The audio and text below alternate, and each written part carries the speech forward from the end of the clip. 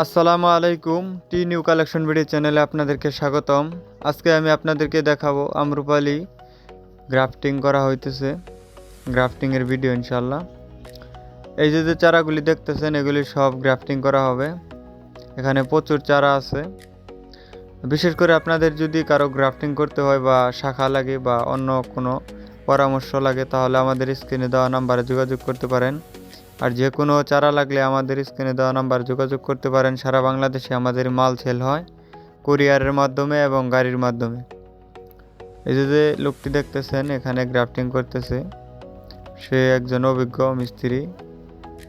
সে সারাদিনে 1400-র মতো গ্রাফটিং করতে পারে, পুরাতন মিস্ত্রি।